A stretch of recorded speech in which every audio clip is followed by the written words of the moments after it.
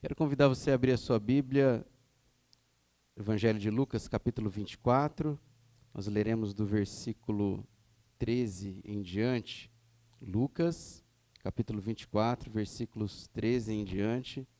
Essa é uma passagem bem conhecida, já inclusive preguei em outras ocasiões e gostaria de compartilhar com você. Refletirmos juntos a respeito da palavra do Senhor. Você pode acessar aí na sua Bíblia, no seu celular ou acompanhar comigo aqui a leitura. O tema que nós vamos refletir hoje, nessa noite, é jornada discipular entre a desistência e a persistência. Diz assim a palavra do Senhor. Naquele mesmo dia, 2 discípulos estavam indo para uma aldeia chamada Emaús, que ficava a uns 10 quilômetros de Jerusalém. E iam conversando a respeito de tudo o que tinha acontecido. Enquanto conversavam e discutiam, o próprio Jesus se aproximou e ia com eles. Porém, os olhos deles estavam como que impedidos de o reconhecer. Então ele lhes perguntou: o que é que vocês estão discutindo pelo caminho? E eles pararam entristecidos. Um, porém, chamado Cleopas, respondeu: será que você é o único que esteve em Jerusalém e não sabe o que aconteceu lá nestes últimos dias? E ele lhes perguntou do que se trata, e eles explicaram aquilo que aconteceu com Jesus, o Nazareno, que era profeta, poderoso em obras e palavras diante de Deus e de todo o povo, e como os principais sacerdotes e nossas autoridades o entregaram para ser condenado à morte e o crucificaram. Nós esperávamos que fosse ele quem havia de redimir Israel. Mas depois de tudo isto, já estamos no terceiro dia desde que essas coisas aconteceram. É verdade também que algumas mulheres do nosso grupo nos surpreenderam. Indo de madrugada ao túmulo e não achando o corpo de Jesus, voltaram dizendo que tinham tido uma visão de anjos, os quais afirmavam que ele vive. De fato, alguns dos nossos foram ao túmulo e verificaram a exatidão do que as mulheres disseram, mas não o viram. Então ele lhes disse: como vocês são insensatos e demoram para crer em tudo o que os profetas disseram. Não é verdade que o Cristo tinha de sofrer e entrar para a sua glória? E começando por Moisés e todos os profetas, explicou-lhes o que constava a respeito dele em todas as Escrituras. E quando se aproximavam da aldeia para onde iam, ele fez menção de passar adiante, mas eles o convenceram a ficar, dizendo: fique conosco, porque é tarde e o dia já está chegando ao fim. Então, entrou para ficar com eles. E aconteceu que, quando estavam à mesa, ele pegou o pão e o abençoou. E depois partiu o pão e o deu a eles. Então os olhos deles se abriram e eles reconheceram Jesus, mas ele desapareceu da presença deles. E disseram um ao outro: não é verdade que o nosso coração nos ardia no peito quando ele nos falava pelo caminho, quando nos explicava as Escrituras? E na mesma hora, levantando-se, voltaram para Jerusalém, onde acharam reunidos os 11 e outros com eles. Amém? Jornada discipular. A palavra jornada é uma das que eu mais gosto para ilustrar o que é a vida cristã. A jornada é um caminho que a gente percorre. Na jornada a gente avança, jornada a gente às vezes corre, na jornada às vezes a gente diminui o passo, na jornada às vezes a gente vai mais devagar, mas é na jornada também que nós encontramos os dilemas. É na jornada que muitas vezes a gente precisa refletir e tomar uma decisão: para que lado eu vou, o que eu faço, o que eu deixo de fazer. E é nessas ocasiões que nós precisamos muitas vezes decidir. Eu vou avançar? Eu vou parar? É na jornada que muitas vezes nós nos deparamos com duas palavras que fazem parte do nosso cotidiano, duas palavras que nós conhecemos muito bem: a desistência e a persistência. Eu fui lá no Google, dei uma googada lá, e escrevi desistência. Apareceu para mim assim, ó: abdicação de algo que se desejava. Ato de renunciar a algo que se queria. Eu desisti. E persistência? Persistência significa continuar com firmeza. Agora, persistência ela é diferente de insistência, porque a insistência ela tem mais uma característica de você insistir em algo como se fosse uma teimosia, ali sem você mudar muito. Persistir não. Para persistir você tem um foco, um objetivo, e você revisa estratégias, formas de atuar para que você possa continuar e atingir esse alvo, tá ok? Quando a gente pensa em pessoas que desistem ou pessoas que persistem, a gente pode trazer isso na jornada da vida cristã para vários aspectos. Pessoas que persistem ou desistem da fé. Pessoas que persistem ou desistem diante das provações. Pessoas que persistem ou desistem dos relacionamentos. Pessoas que persistem ou desistem de um trabalho, de uma profissão. Pessoas que persistem ou desistem de um casamento, dos pais, dos filhos. Pessoas que persistem ou desistem de um novo negócio, de um tratamento de saúde. Persistir e desistir são duas palavras que fazem parte da jornada da nossa vida. No contexto que nós lemos aqui, esse texto ele nos narra a história de dois discípulos de Jesus. Dois discípulos que, diante de uma situação extrema, a situação da morte de um amigo e mestre deles, Jesus, eles resolvem justamente fazer o quê? Desistir. E eles saem andando. Eles saem ali do quartel-general deles, saem da cidade deles. E eles vão para uma outra cidade, 10 quilômetros dali. E aí, algo acontece naquele caminho, a gente leu. E quando eles chegam até lá, depois de alguns momentos, de algumas circunstâncias, eles desistem de desistir. E aí eles fazem o quê? Eles voltam pelo caminho que eles estavam. Foi num domingo como este. Aqueles dois discípulos de Jesus pensaram, olha, eu acho que tudo aquilo que a gente fez até aqui nesses últimos anos não valeu a pena. Você quer saber, isso não vai dar em nada. Foi ilusão. É o famoso foi bom enquanto durou. Eu acredito que seja isso que estava no coração deles. Mas Jesus morreu. Acabou. É o fim. Já era. Não vai ter volta. Eu desisto. Eu não vou continuar. E é sobre isso. É sobre isso que eu gostaria de refletir nessa noite. O que leva uma pessoa a desistir? O que leva outra a persistir? O que leva, de repente, uma pessoa que desistiu, voltar a persistir? Nesse caso, o que acontece entre a desistência e a persistência? Qual é o ponto da virada? Eu gostaria de refletir com vocês aqui na palavra de Deus a respeito disso nessa noite. E gostaria que a gente tivesse conosco esta verdade. Na jornada discipular, a proximidade ou o afastamento da palavra de Deus definirá o caminho da desistência ou da persistência. Vamos ler juntos aqui? Está lá? Vamos ler junto ali? Na jornada discipular, a proximidade ou o afastamento da palavra definirá o caminho da desistência ou da persistência.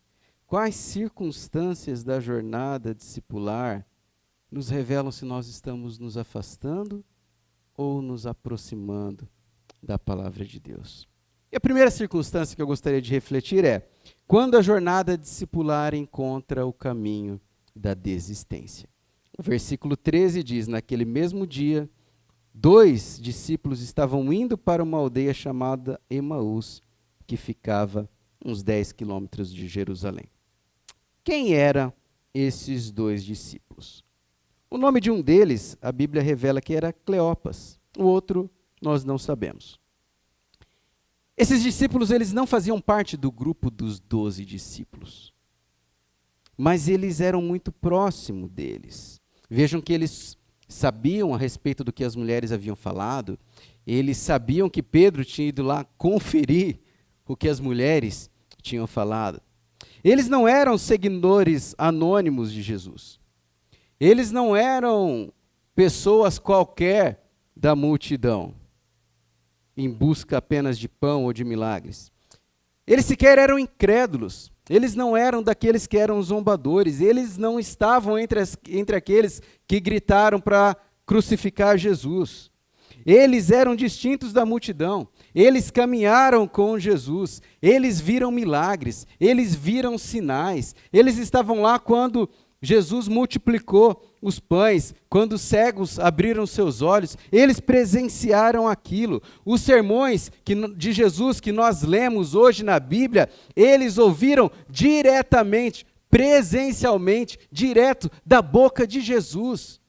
Eles eram gente que caminharam com Jesus, eles foram discipulados pelo próprio Jesus, eles foram treinados por Jesus, eles assistiram à escola bíblica do professor Jesus, sermões do pastor Jesus. Eles não eram gente qualquer, eles foram pessoas que abraçaram, que tocaram Jesus. Nas palavras do apóstolo João, eles eram daqueles que apalparam o verbo da vida. A gente não está falando de 2 discípulos qualquer. A gente não está falando de 2 Zé Mané. Nós estamos falando de gente séria, de gente comprometida, de gente que andou com Jesus. Mas não bastasse tudo isso. No ponto mais decisivo da jornada discipular deles, eles desistiram. Eles jogaram a toalha. Como que se diz lá, pastor Curitiba? Largaram os betes, não é? Pois é. O que nos leva ao caminho da desistência? Se com eles, que foram discípulos que andaram com Jesus ali naqueles dias, que se dirá de nós? Mais de 1000 anos depois. Será que desistir não é constantemente uma opção? Mas eu gostaria de refletir com vocês sobre o motivo, ou motivos que os levaram a desistir da jornada discipular.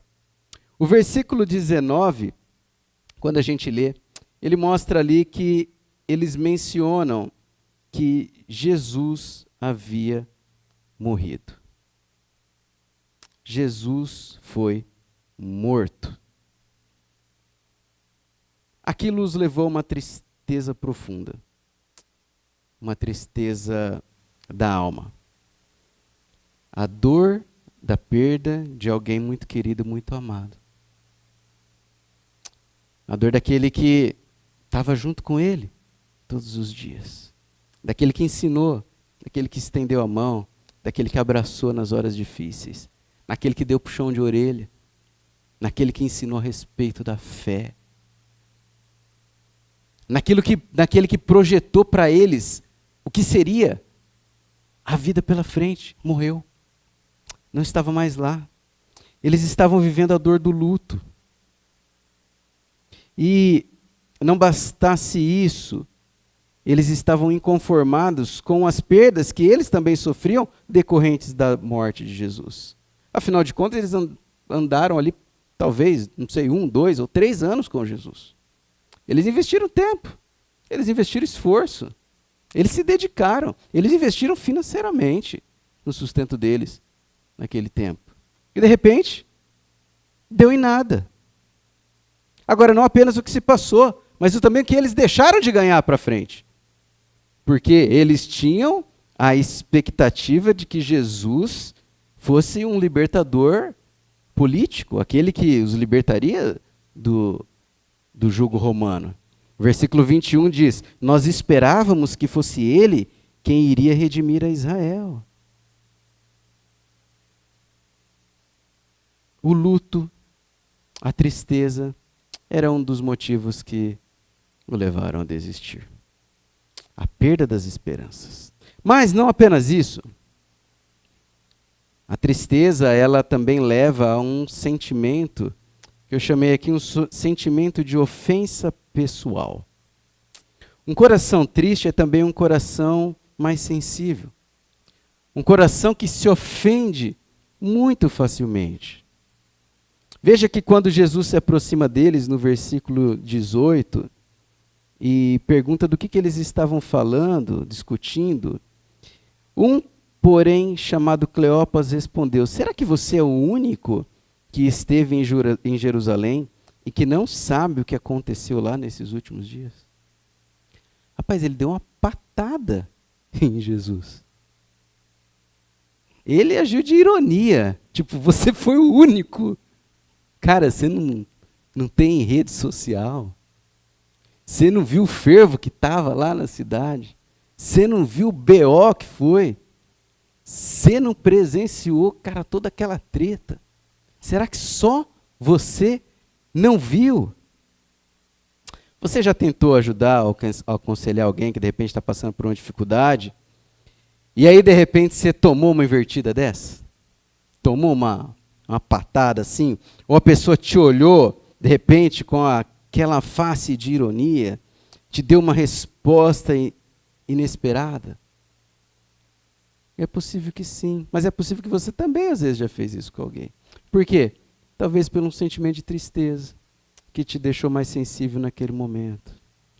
Tem um livro que eu já li há algum tempo atrás, eu fui dar uma olhadinha nele, chamado A Isca de Satanás, ele é do autor John Bevere. Não sei se é assim que se pronuncia.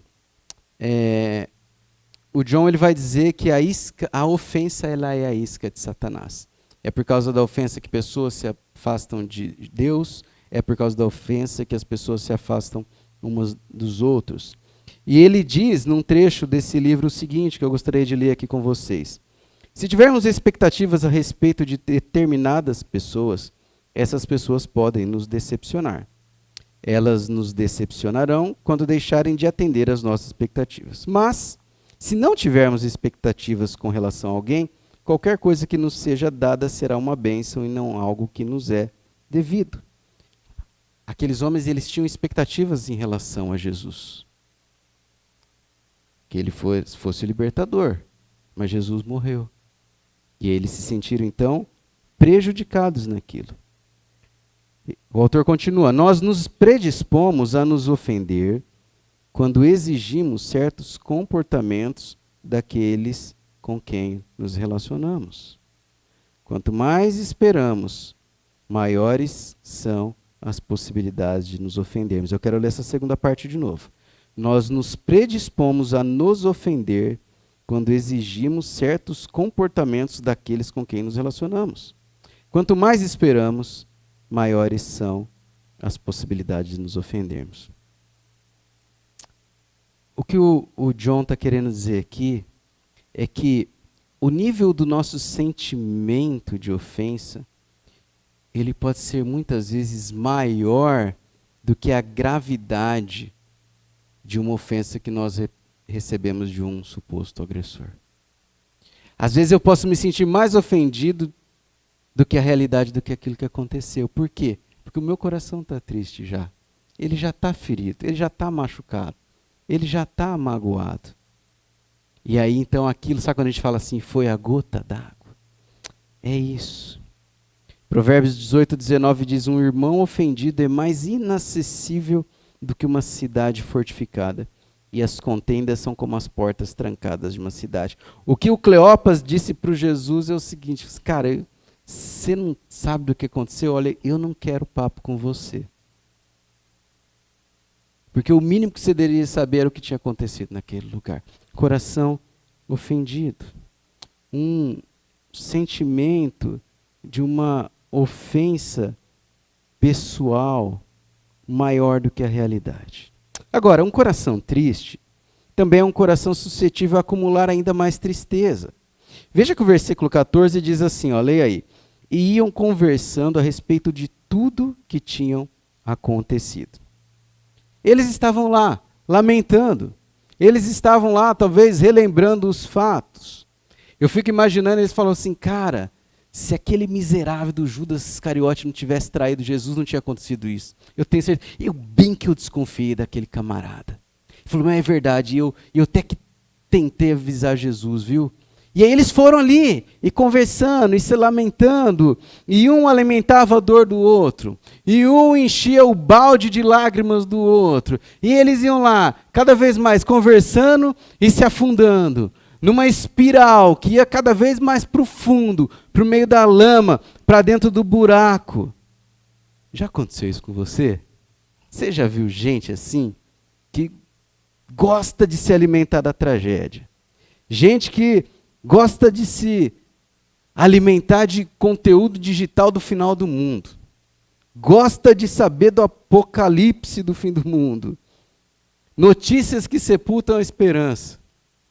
Notícias que alimentam a ansiedade, aumentam a depressão, assassinam a alegria. E aí vai. E se tornando cada vez mais pessoas pessimistas, tristes, acumulando tristeza sobre tristeza. O problema não era apenas o que eles estavam sentindo, mas o que esses sentimentos estavam fazendo com a leitura que eles tinham da realidade. A tristeza distorcida distorcia ainda mais a realidade que eles viviam. Piorava ainda mais a situação, fazia o poço ser mais fundo. Todos esses motivos que a gente citou aqui, a tristeza profunda, esse falso sentimento de ofensa pessoal, coração suscetível ao acúmulo de tristezas, além da própria incredulidade, porque veja o versículo 16, os olhos deles estavam impedidos de o reconhecer. Interessante nesse versículo, né, aqui, porque eles não perceberam que era Jesus.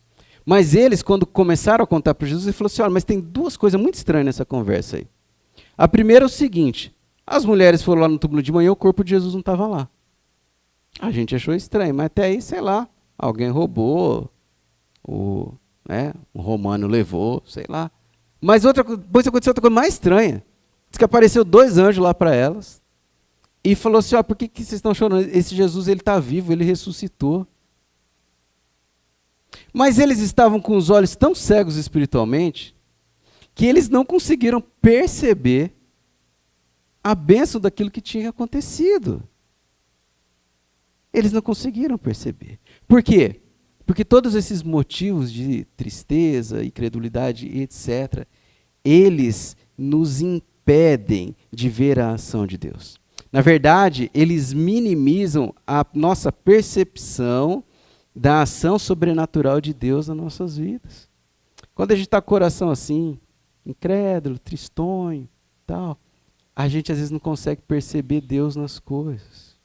Gente, aquele povo, aqueles 2 discípulos, eles estavam diante da maior ação sobrenatural que já aconteceu em todo o tempo, que era a ressurreição de Jesus, a vitória sobre a morte que nos traz vida. Por quê? Um coração ofendido. Um coração ofendido. A ressurreição de Jesus Cristo foi o maior evento sobrenatural de todos os tempos. Aconteceu debaixo dos olhos deles, mas eles não o perceberam. E não perceberam porque os seus corações estavam hostis à restauração e os seus olhos fechados às ações do mundo espiritual.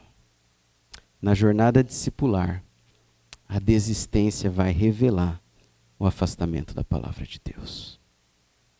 Eu queria abrir um parênteses bem breve aqui. Fora desse contexto da jornada discipular, a desistência ela pode ser algo boa. Ela pode ser algo benéfico. Quando, por exemplo, a gente desiste, abre mão de relacionamentos abusivos, de pessoas tóxicas, nocivas, de ambientes insalubres. Desistir nesse cenário já é algo bom. Mas o contexto que a gente está falando aqui é o contexto da jornada discipular. E aí eu quero fechar só esse parênteses. O próprio Paulo aconselha Timóteo, né, em relação, por exemplo, ao ambiente ou às pessoas que que distorciam a palavra de Deus, tinham aparência de piedade, mas negavam o seu poder. Lá em 2 Timóteo 3,5 ele diz, afaste-se também desse. Né? Mas o contexto aqui é da jornada discipular. Tá ok? Bom, além do caminho da desistência, outra circunstância que revela se estamos nos afastando escutando ou aproximando da palavra, é quando a jornada discipular encontra o caminho da persistência. Veja o versículo 33 agora.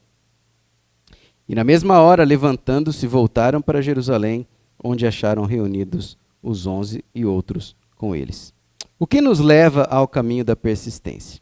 O caminho da desistência e da persistência, eles são muito próximos, na verdade. Eles andam ali lado a lado, paralelos, mas em direção contrária. O que nos leva a persistir em vez de desistir. E eu gostaria de compartilhar agora alguns motivos que levaram esses dois discípulos a retomar a perseverança, a desistir de desistir. O versículo 29 vai dizer assim, eles o convenceram a ficar dizendo, fica conosco porque é tarde e o dia já está chegando ao fim. E ele entrou para ficar com eles. A presença de Jesus constante é um motivo que nos leva a persistir. Constância na vida devocional. Persistir na presença de Jesus na jornada discipular. O quanto a gente tem falado, escutado Jesus no dia a dia. O versículo 30, apreciar a comunhão da mesa com Jesus e outros discípulos. O versículo 30 vai dizer assim, e aconteceu que quando estavam à mesa, ele pegou o pão e o abençoou, e depois partiu e deu a eles. Tempo de qualidade com Jesus. Desfrutar de uma partilha, não apenas do pão físico, mas daquele que é o pão que veio dos céus. Tempo de reflexão, de ouvir a voz de Deus pela palavra. Estar com outros discípulos, a companhia discipular. Relacionamentos discipuladores, participação nos pequenos grupos multiplicadores, falando aqui contexto da nossa igreja. Constância congregacional, participação dos cultos, das celebrações, da escola bíblica, apreciar a comunhão da mesa com Jesus e os outros discípulos nos leva a persistir na jornada discipular. Outro motivo que nos leva a persistir é enxergar com os olhos da fé, versículo 31. Então os olhos deles se abriram e eles reconheceram Jesus e aí ele desaparece da presença deles. Reconhecer Jesus em sua jornada de fé. Perceber Jesus não apenas nos momentos bons, mas também a presença dele nos momentos ruins. Enxergar com os olhos da fé nos leva a persistir na jornada discipular. Outro motivo, aquecer o coração com a palavra de Deus, versículo 32. Não é verdade que o coração nos ardia no peito quando ele nos falava pelo caminho, quando nos explicava as Escrituras. Meus irmãos, quando a gente lê as Escrituras, quando a gente ouve a palavra de Deus, o nosso coração precisa arder, o peito tem que queimar, aquilo tem que falar comigo. Esse é o motivo que faz perseverar. É a palavra que sai da boca e do coração de Deus direto para o nosso coração. Tem gente que esquenta a cabeça com discussão política, mas não consegue aquecer o coração com a palavra de Deus. Ferve no trânsito, mas não aquece o coração com a palavra. Não submete as questões da vida ao crivo da palavra de Deus. Aquecer o coração com a palavra de Deus é submeter os dilemas da nossa vida à luz da palavra de Deus. É tomar decisões com base na palavra de Deus e não na palavra dos outros, na palavra das pessoas, do youtuber, do coaching, do pastor que só fala de promessa de prosperidade. Não. É submeter a palavra de Deus. É fazer da palavra o seu único sistema de valores para guiar e direcionar a vida. E para ser bem doutrinário aqui, é ter a Bíblia como a nossa única regra de fé e prática. Não adianta a gente ter estampado isso como um princípio batista, se isso não faz parte do meu dia a dia. Se na hora de eu decidir a crise da jornada, eu não paro para ler a Bíblia, para ouvir Jesus, para ver o que ele está querendo me mostrar. Aquecer o coração com a palavra nos leva a persistir na jornada. Todos esses motivos, persistir na presença de Jesus, ter comunhão com Ele, enxergar com os olhos da fé, aquecer o coração com a palavra, potencializam os sinais de Deus e as ações de Deus sobre as nossas vidas, aumentam a grandeza da ação sobrenatural de Deus. Tanto que agora que foram aquecidos pela palavra, que ouviram a explicação, que desfrutaram de um momento de comunhão à mesa, o que eles falam? Meu Deus, Jesus está vivo. É verdade, ele ressuscitou. Aquilo que as mulheres estavam, é por isso que o corpo não estava lá, Cleopas. É por isso que aqueles anjos estavam falando que ele está vivo. Eu achei que era anjo bêbado. Não, eles estavam lúcidos. Porque agora o coração aqueceu com a palavra. Aqueceu, aproxima. Distanciou, fica longe de Jesus e desiste. Quando os discípulos vivenciaram essas motivações, reviveu neles a esperança, o rosto voltou a sorrir, o coração voltou a queimar de fé e eles viram o poder da ressurreição diante deles. Eles viram Jesus vivo e ressurreto. Amém? Amém. Na nossa vida também é assim. A gente precisa se aproximar de Jesus, porque esse é o caminho da perseverança. Eu tracei um quadro aqui, um quadro comparativo entre o caminho da desistência e o caminho da persistência. O caminho da desistência discipular, eu faço o que quero. No caminho da persistência discipular, eu faço o que Jesus quer. No caminho da desistência discipular, eu tomo a decisão sozinho. Eu não consulto Jesus, eu não leio a palavra, eu não escuto os discípulos. No caminho da persistência, eu tomo a decisão colegiada. Eu consulto Jesus, eu escuto os outros discípulos. No primeiro, da desistência, eu obedeço o meu coração. No segundo, eu obedeço a palavra de Deus. No primeiro, eu sou guiado por emoções feridas e empurrado por ofensas pessoais. No segundo, eu sou guiado por emoções restauradas, impelido pelo calor da palavra. No caminho da desistência, acontece mediante o impulso. No da persistência, ele é construído mediante o processo. O caminho da desistência discipular é precipitado. O da persistência é acertado. O caminho da desistência me leva à fuga, ao afastamento de Deus, de lugar, de pessoas. O da persistência me leva ao enfrentamento, à aproximação, à comunhão. Perceba, um caminho é imediato, o outro é processual. Como eu disse, esses dois caminhos eles estão sempre muito próximos. E eles sempre se apresentarão diante de nós. A questão, sabe qual que é, gente? A verdade, bem da verdade. O caminho da desistência, ele é sempre mais fácil. Ele é sempre mais atrativo. Ele é mais confortável. Sabe por quê? Ele é o caminho do coração. E sabe o que a palavra de Deus diz a respeito do nosso coração? Jeremias 17:9. Nosso coração é enganoso, extremamente corrupto. Agora, o caminho da persistência é um caminho mais difícil. O caminho da persistência ele vai exigir de nós humildade. Ele vai exigir de nós reconhecer a necessidade do enfrentamento, muitas vezes da restituição, do perdão. O caminho da persistência exige a gente voltar pelo caminho que a gente veio, de orelha baixa. Eu não vou completar o ditado popular aqui. Vocês sabem. Na jornada discipular, o caminho da persistência será sempre o de aproximação da palavra de Deus. Agora, quem de nós nunca desistiu? Quem de nós nunca desistiu de desistir? Quem de nós nunca mudou as suas convicções, escritas a canetas de tinta permanente, e foi lá e apagou, rasgou a folha, meteu um corretivo em cima? Quem de nós? Quem de nós nunca migrou do caminho da desistência para o caminho da persistência?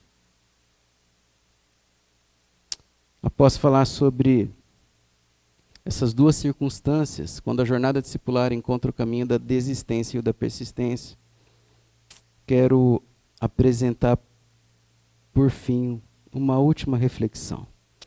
Quando a jornada discipular migra do caminho da desistência para o da persistência. Talvez você já tenha desistido de algo. Talvez você já rodou 10 quilômetros. Na linguagem dos corredores aí, né, Gui? Já correu 10K. Hoje eu e o Gui corremos juntos 6K. De manhã na prova lá. Gente, pensa um cara que está correndo. Eu fui ali na rabeira dele, ó. Não consegui pegar, meu. Chegou uns 30 segundos na minha frente ainda, né? O homem tá voando. Aí já pensou, Gui, depois daquele gás que a gente deu, chegar lá e os caras falam assim, não, a chegada é 6 km para frente. Foi isso que aconteceu com esses camaradas aqui. Só que eles foram 10. Mas foram caminhando, né? Mas tá valendo, né? É cansado igual, né? O deles era descida, né? Trilha, tal. É outro esquema, né?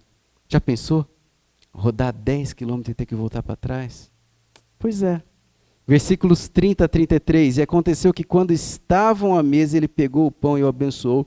E depois partiu e o pão e deu a eles. Então os olhos deles se abriram e eles reconheceram Jesus. Mas ele desapareceu na presença deles. E disseram ao outro, na verdade, não é verdade que o nosso coração ardia no peito quando ele nos falava pelo caminho, quando nos explicava as Escrituras, e na mesma hora, levantando-se, voltaram para Jerusalém. Torna a voltar 10 quilômetros para trás. 10 quilômetros de subida agora. Pelo menos sentaram e fizeram um lanchinho ali, comeram umas bananas, né, Gui? E para trás. Se você já foi para o litoral de São Paulo, o litoral sul, tem duas estradas principais ali que vão para o litoral sul de São Paulo. Uma é Imigrantes, a outra é Anchieta. A Imigrantes é a estrada mais nova, ela desce mais retinha, a Anchieta é toda cheia de curva. Elas vão descendo, vira e mexe uma, você vê uma da outra. Anchieta lá, Imigrantes lá, e você vai passando. Essas duas estradas, tanto lá em cima, na planície em São Paulo, quanto lá embaixo no litoral, elas têm dois pontos de interligação que ligam uma à outra. Mas acontece que existem momentos, ali, principalmente alta temporada ou questão de tempo, que eles fazem um comboio. Gente só desce, gente só sobe. E tem um conhecido meu uma vez que ele pegou essa estrada e desceu. E ele já estava chegando lá no litoral, ele estava indo para a praia. E aí ele viu ali, placa Anchieta, eu vou pela Anchieta. E ele entrou. Só que quando ele chegou na Anchieta, estava só subindo. E aí, meu amigo, é caminho sem volta. Ele sobe. E ele vai parar em São Paulo de novo. Mas quando ele chega lá em cima, tinha outra interligação. Ele pega o quê? A Imigrantes de novo. E aí ele desce. Mas aí o que aconteceu quando ele chega abaixo? Está parado o trânsito. E fica parado. E aí ele fala assim, eu desisto. E ele faz o quê? Ele sobe a Anchieta de novo. E aí ele vai pelo litoral norte. Por que eu estou contando essa história aqui? A desistência e a persistência, elas são como duas estradas paralelas de direção contrária. Mas existe entre elas um caminho de interligação. Existe entre elas uma oportunidade. Sempre haverá uma oportunidade. Nunca é tarde demais. Sempre existirá um ponto da virada. Sempre. Sempre haverá. E aqui é o movimento fundamental. Sabe qual é o ponto da virada, o ponto da mudança dos destinos? Da interligação que leva da desistência para a persistência? É quando a gente ouve e a gente obedece a palavra de Deus. E a gente se aproxima da palavra de Deus. É quando a gente ouve a voz de Jesus. Quando isso acontece? No caso daqueles discípulos, foi quando eles caminharam e se assentaram com Jesus à mesa. Foi na caminhada do dia a dia. Foi na hora da partilha do pão. Foi lá no momento devocional deles que Jesus falou com eles. E aí então, eles ouviram a palavra, Caminhando, se assentados à mesa, ouviram da boca de Jesus a explicação das Escrituras. E além disso, viram a palavra encarnada nos gestos de Jesus, no seu amor expresso na partilha do pão, na oração e na ternura das palavras. Agora, o tempo, ele pode dificultar as coisas. Quanto mais rápido a gente migra do caminho da desistência discipular para a persistência, melhor será. Menos sofreremos, mais rápido retornaremos à jornada da vida cristã. No caso daqueles discípulos, demorou um dia. Um dia. Uma jornada, literalmente. A palavra jornada, inclusive, ela vem do latim diurnata. É um dia de caminhada. Também se aplica ao trabalho, né? A gente fala, jornada de trabalho. Exatamente uma jornada. Qual será o nosso tempo? E nós? Existem áreas da nossa vida, como discípulos, que de repente nós abandonamos ou desistimos?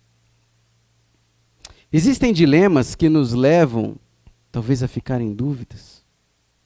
Eu gostaria que você refletisse agora e pensasse: o que será que eu estou abrindo mão e que está me afastando da palavra de Deus? O que será que eu preciso fazer para não desistir? Qual é o momento da sua jornada discipular, da sua vida que tem te desafiado hoje? Olha, não tome a decisão de desistir se você estiver triste ou se sentindo ofendido, porque foi isso que aqueles discípulos fizeram. E eles se arrependeram. Se arrependeram a tempo de pegar o ponto da virada. Aproxime-se da palavra de Deus. Qual é o momento da sua jornada que tem desafiado você hoje? Agora, talvez você já está trilhando aí o caminho da desistência. Talvez você já jogou a toalha e falou: chega, para mim não dá mais. Para mim, deu o que deu. O que foi, já era, não tem volta. Olha, dá para mudar a rota. Mas não adie essa decisão. Aproxime-se da palavra. Tá difícil de persistir. Você ainda não desistiu, mas você sabe que ali na frente você não vai aguentar mais. Você está vendo às vezes a linha de chegada ali, Gui, mas você não tem mais perna. Fôlego já era. Continue firme. Trate o coração. Busque a palavra. Busque um discipulador. Mas não desista. Aproxime-se da palavra. Lembre-se, o ponto de virada é ouvir e obedecer a voz de Jesus. Nunca será tarde ou longe demais para o arrependimento. Quero que você abaixe sua cabeça. Quero que você ore. Quero que você tenha um tempo seu aí com Deus. Eu não sei o que o Espírito Santo está falando no seu coração. Deus trouxe ao meu coração esse texto e essa palavra hoje. E falou muito comigo. E o desejo do meu coração é que fale com você também. Nunca é tarde ou longe demais para arrependimento. Arrependimento é para pessoas maduras. Pessoas de verdade. Gente de Jesus. O orgulho nos afasta. A humildade aproxima. A tristeza nos afasta. A alegria nos aproxima. A rebeldia nos afasta. A submissão nos aproxima. O mundo nos afasta. A palavra de Deus nos aproxima. A mágoa nos afasta. O perdão nos aproxima.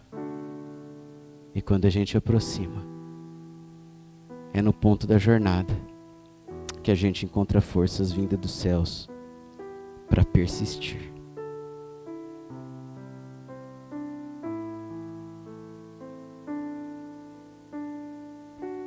Pai querido, nós queremos submeter os nossos corações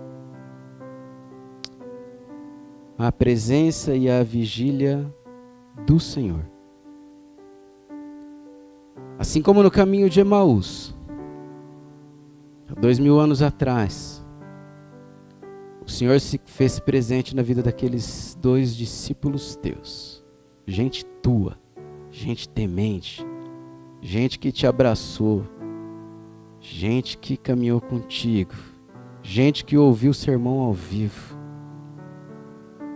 Assim como o Senhor presencialmente esteve com eles, nós cremos pela fé que o Senhor está presente agora, aqui conosco. Em pé ao meu lado, sentado ao lado da cadeira de cada um desses, ao lado daqueles que participam pela internet ou que ouvirão esta mensagem após este culto. Eu creio, Pai. Como disse o Senhor ao Tomé, bem-aventurados os que não viram e creram, Pai. Mais bem-aventurados. Ó Jesus, sonda o nosso coração, Pai. Dá-nos um coração que se aproxime da Tua palavra. Um coração que queime no peito ao ouvir a Tua voz, Pai. Um coração que arde, Pai bendito, quando a gente se submete ao Senhor e ao Teu ensinamento. Dá-nos um coração, Pai bendito, obediente. Dá-nos um coração que nos leva pelo caminho da persistência e da perseverança, e não o caminho da desistência, Pai. Pai, dá-nos um coração que não resiste à Tua palavra.